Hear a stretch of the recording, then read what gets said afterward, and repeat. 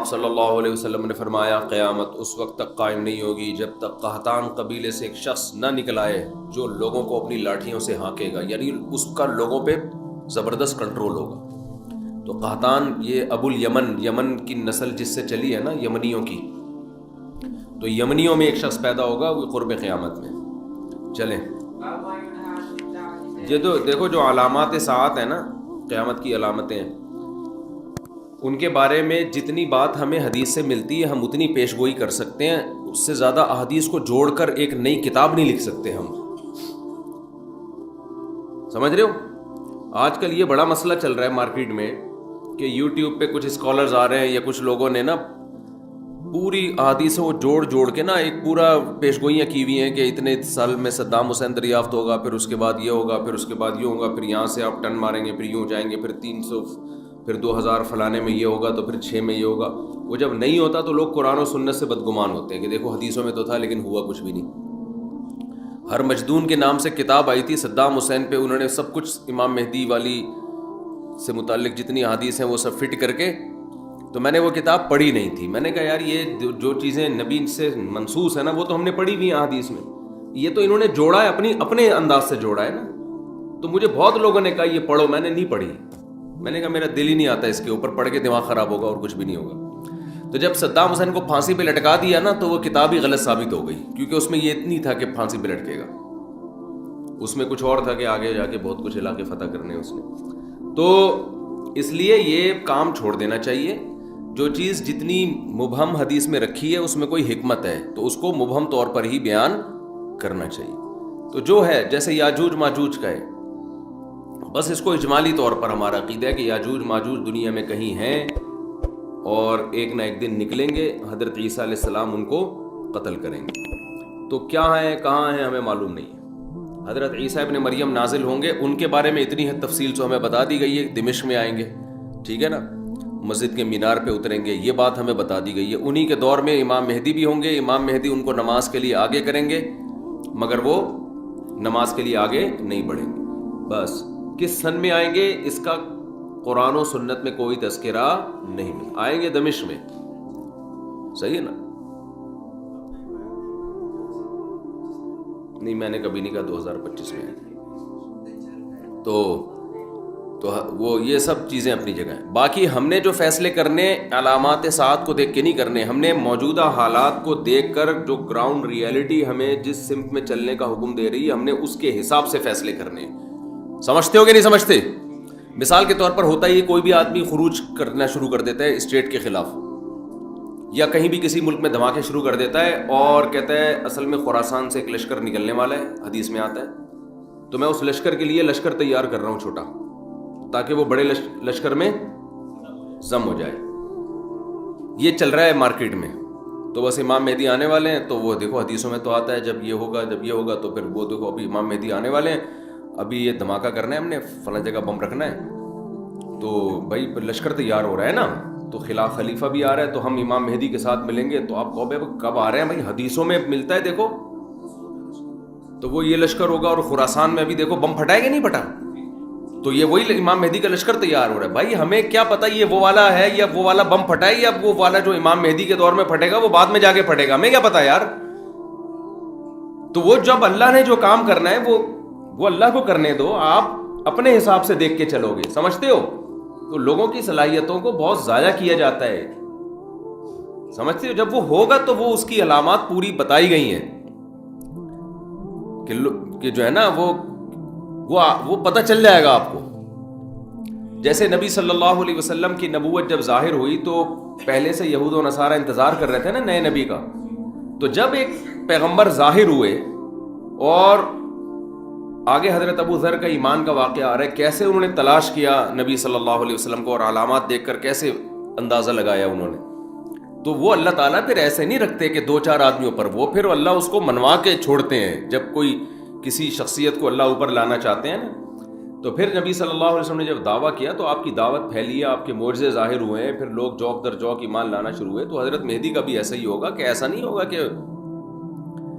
کہ وہ جناب جب ظاہر ہوں گے تو بس 4 آدمیوں کو پتا ہوگا. جب وہ ظاہر ہوں گے تو اللہ نے ان کے ساتھ اتنے ان کے برحق ہونے کے دلائل رکھے ہوں گے کہ آپ کو کتابوں میں کی ضرورت نہیں رہے گی.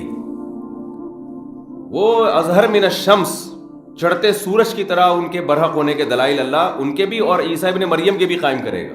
یہ خبریں پوری دنیا میں پھیلیں گی، کوئی انکار نہیں کر سکے گا. سمجھتے ہو کہ نہیں سمجھتے؟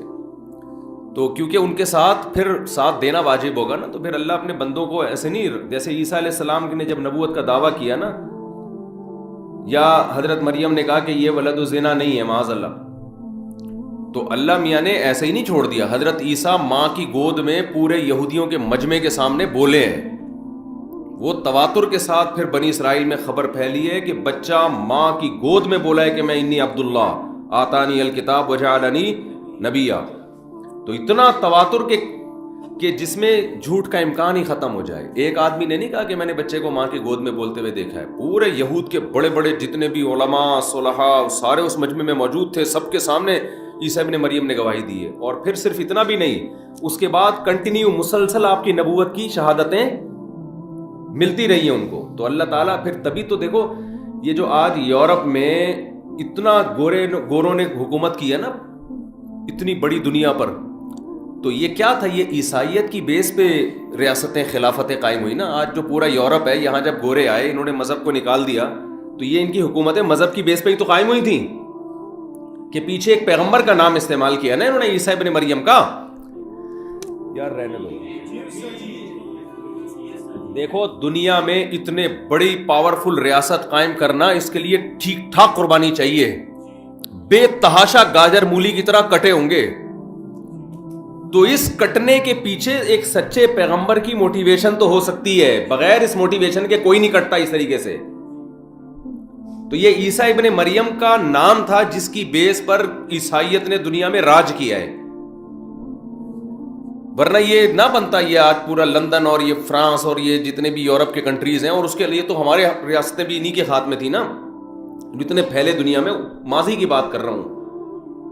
تو یہ سارا اس کے پیچھے تو یہ موٹیویشن اتنی بڑی انسانیت کو مل کیسے گئی؟ تو وہ اخبار متواترہ سے ملتی ہے، اخبار آحاد سے نہیں ملتی. یعنی لاکھوں لوگ بیان کر رہے ہوتے ہیں ہم نے اپنی آنکھوں سے دیکھا ہے حضرت عیسیٰ کی تعلیمات بھی اور ان کی سیرت بھی. اس کے بعد جا کے لوگ، جیسے نبی صلی اللہ علیہ وسلم کا تھا، تو اس کے بعد جب اسلام آیا تو پھر وہ کتنی بڑی بڑی ریاستوں سے تھوڑے تھوڑے مسلمانوں کی جنگیں ہوئی ہیں. تو وہ کیوں فتح ہوئی؟ ان کے پیچھے رسول اللہ صلی اللہ علیہ وسلم کی شخصیت تھی. تو لوگ ان پر ایمان لے کر آئے. تو یہ ایمان اتنا پاورفل تھا کہ یہ 2-4 خبروں والا ایمان نہیں تھا.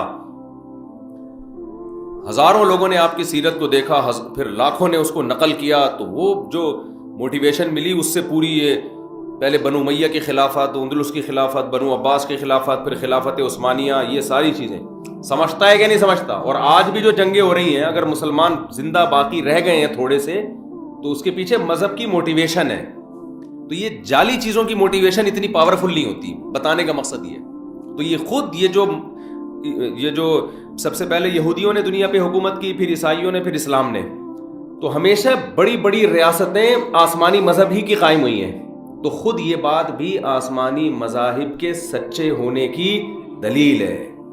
کسی باطل بیس پر اتنی بڑی ریاستیں قائم ہوتی نہیں ہیں، کیونکہ اس کے لیے ٹھیک ٹھاک قربانی چاہیے. وہ قربانی حب مال اور حب جاہ والے دیتے نہیں ہیں، الا یہ کہ پاور بہت ہو تو پھر دے دیتے ہیں. وہ پھر تو قربانی رہتی نہیں نا. عمرو ابن دینار کہتے ہیں حضرت جابر بن عبداللہ رضی اللہ عنہ کو یہ کہتے ہوئے سنا کہ ہم نے نبی کے ساتھ ایک غزوے میں شریک ہوئے تو مہاجرین میں بھی کچھ لوگ آپ کے ساتھ آ گئے، حتیٰ کثروا، مہاجرین بہت ہو گئے. وکان من المہاجرین الرجل اللعاب، مہاجرین میں ایک شخص تھا جو مزاح بہت کرتا تھا. ان کی عادت کیا تھی؟ مزاح کی. تو انہوں نے کیا کیا؟ فکسا انصاریا، کسی انصاری صحابی کے جو پشت ہے نا اس پہ ہاتھ مارا، کولوں پہ ہاتھ مارا ایسے مذاق میں. ان کو غصہ آ گیا. فغضب الانصاری غضبا شدیدا، بہت سخت غصہ آ گیا انصاری کو. حتی تداعوا، ایک دوسرے کو بلانا شروع کر دیا، بھائی اس نے مجھے تنگ کیا ہے، آئے ہو بھائی ذرا اس سے انتقام لیتے ہیں. انہوں نے کہا، جب لڑائی شروع ہوئی تو انصاریوں نے کہا کہ یا الانصار، اے انصاریوں ادھر آ جاؤ. سارے انصاری جمع ہو جائیں، ان سے ہم نے جھگڑا کرنا ہے. تو مہاجر نے کہا کہ اے مہاجروں ادھر آ جاؤ. تو اب یہ قوم پرستی کی جنگ شروع ہو گئی نا بھائی. وہ کہہ رہے ہیں کہ جو بھی انصار ہیں وہ ادھر آ جائیں. مہاجروں نے کہا جو مہاجر ہیں ادھر آ جائیں.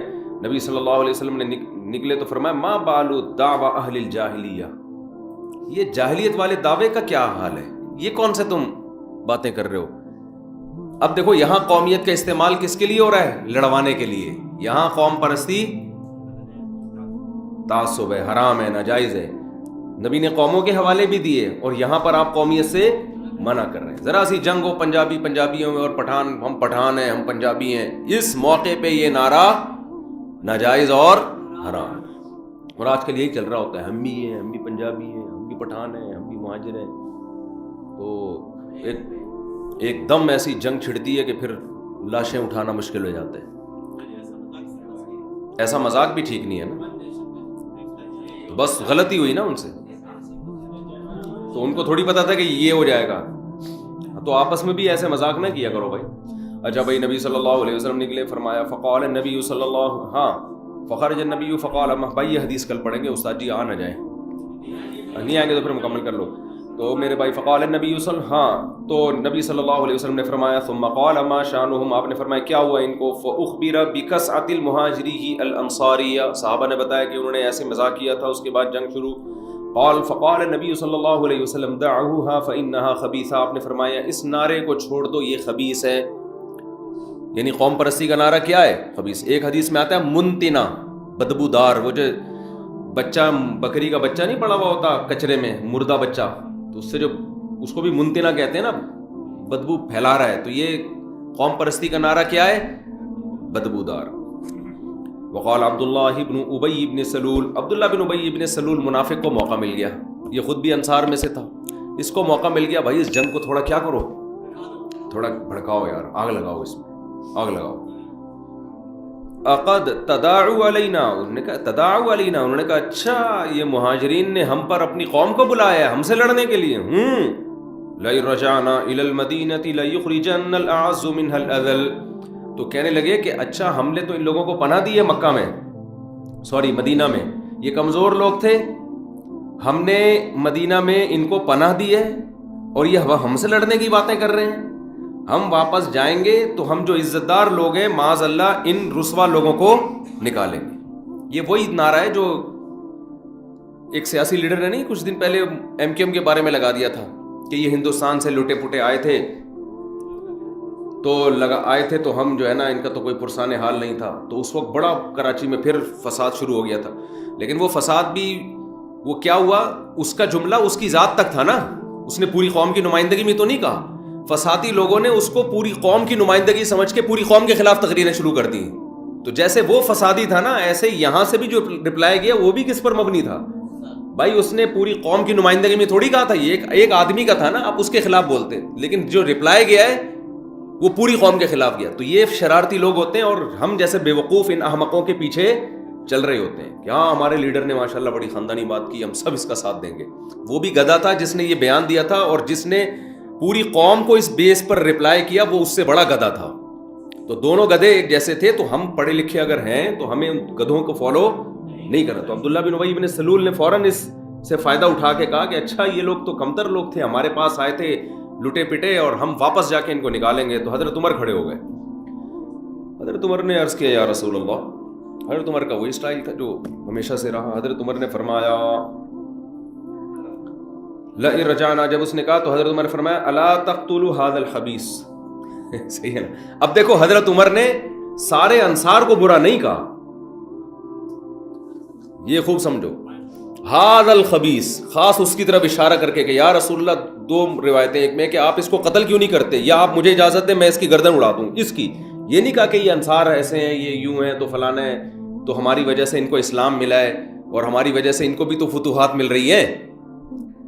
تو یہ سب نہیں کہا حضرت عمر نے. حضرت عمر نے خاص اس شخص کے بارے میں کہا کہ یہ فتنہ پھیلا رہا ہے، تو یا رسول اللہ آپ مجھے اجازت دیں میں اس کو قتل کر دوں اور اس خبیث کو قتل کر دوں.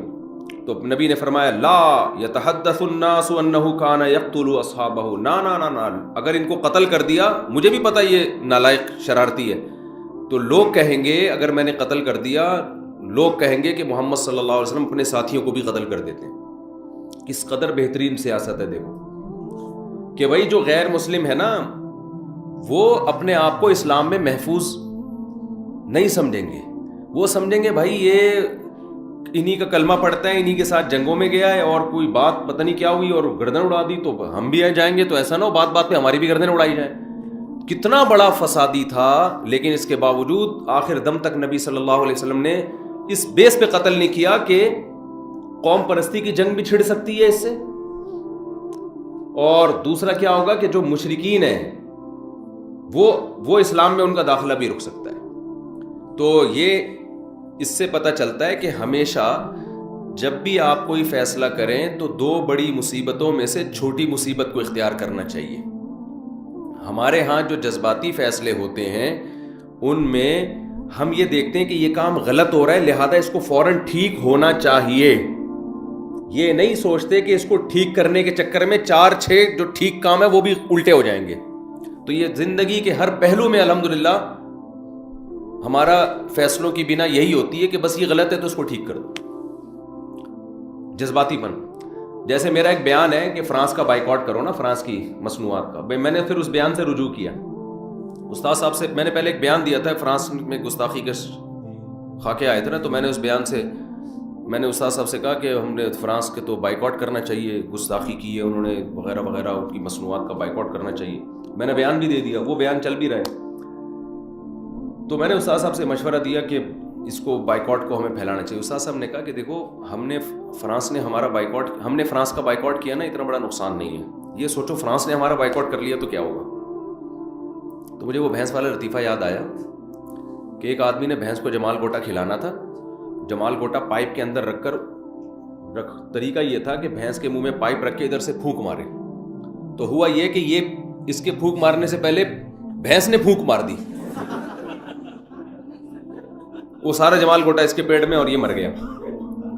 تو یہ بھی دیکھو کہ تم بھینس کے منہ میں پائپ رکھ کے پھونک مار رہے ہو, اگر اس نے پھونک ماری تو تم افورڈ کر سکتے ہو کہ نہیں کر سکتے. تو استاد صاحب نے فرمایا کہ یہ جو ہم بائیکاٹ کی مہم چلاتے ہیں اس میں یہ بھی دیکھا جائے گا کہ اگر انہوں نے ہمارا بائیکاٹ کر دیا ہم تو ویسے ہی معاشی بحران کا شکار ہیں. اگر یہ یورپ نے, امریکہ نے, ان لوگوں نے مل کے ہمارا بائیکاٹ کرنا شروع کر دیا تو ہم اس سے بھی جائیں گے جو اس حالت میں. تو استاد صاحب نے فرمایا میں یقینی طور پہ نہیں کہہ رہا کہ اس کے سائیڈ افیکٹ کیا ہیں, لیکن جب تک آپ نے اس کے سائیڈ افیکٹ پہ آپ پوری طرح غور نہ کرو آپ کو بیان داغنے کی اجازت نہیں ہے. اس کے بعد سے میں پھر بیان دے ہی نہیں رہا. یہ بڑی بصیرت کی بات ہے. حضرت نے یہ نہیں فرمایا کہ واقعی بائیکاٹ کرے گا یا بائیکاٹ کرنے کا ہمیں نقصان ہوگا, ہو سکتا ہے کوئی نقصان نہ ہو ہمیں, لیکن کہا کہ جب تک آپ کو نالج نہ ہو نا ان سب چیزوں کی, اتنی اپر لیول پہ جا کے یا ایسے لوگوں میں مل بیٹھ کے کہ حاکم کی مجبوری بھی تو ہو سکتی ہے نا بائیکاٹ. ہم تو کہہ رہے ہیں فرانس کے سفیر کو نکال دو بھائی, آپ اس سیٹ پہ جا کے بیٹھو گے تو آپ کو پتا چلے گا کہ میرے اندر نکالنے کا دم ہے بھی کہ نہیں ہے. نکال دیا تو میں افورڈ کر سکتا ہوں کہ نہیں کر سکتا. تو جذباتی تقریریں, روڈ بلاک کرنا, یوں کر دینا, یہ تو نیچے کے لوگ کر رہے ہوتے ہیں. جو اپر لیول پہ ہوتا ہے وہ کبھی غلط بھی کر سکتا ہے, 2 نمبری بھی کر سکتا ہے, لیکن بعض دفعہ وہ مجبور بھی ہوتا ہے. تو جب تک آپ نہ ملیں کسی سیاسی لیڈر سے اور جو اپنے حاکم سے, وہ جب تک آپ کو اس کے سامنے کیا مجبوریاں ہیں, یا تو بیان دو ہی نہیں, دو تو پھر پورے پروسیس سے گزرنے کے بعد